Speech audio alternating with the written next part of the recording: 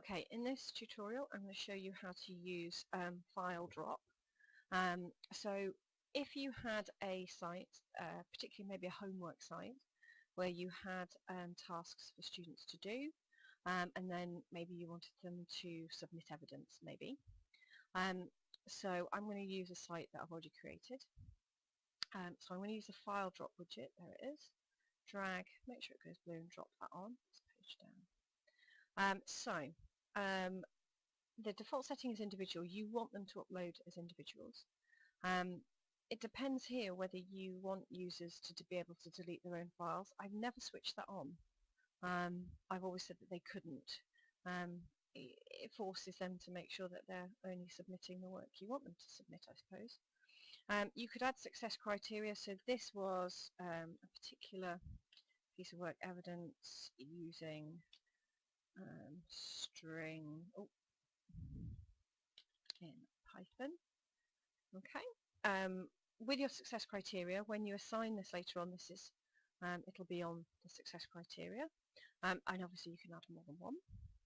I'm going to save the changes to that and then show you.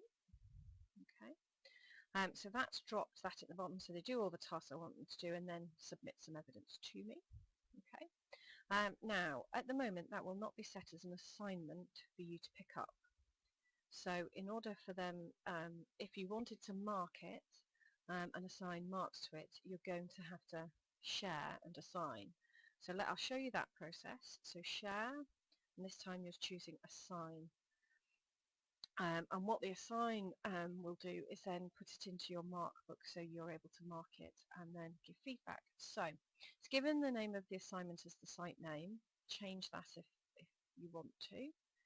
Please make sure you choose your right subject. You can add further instructions here that the students will be able to see. You need to put the date it's due in. I'm just going to put tomorrow. I'm not going to assign this because it's not a real live piece of work. I like the auto close option. I think that's a great feature. Am I going to release the marks on the close? No, I'm not, because experience tells me that they never all produce the work in time sometimes. And so I'm going to wait to release the marks. Then pick the group, and you obviously need to know your SIMS code for your groups, or it certainly is easier if you know that. Okay.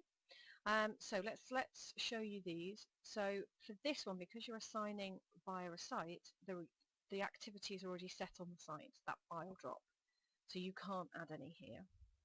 The same with resources, because the site essentially is the resource, you can't add any more resources because it's on the site.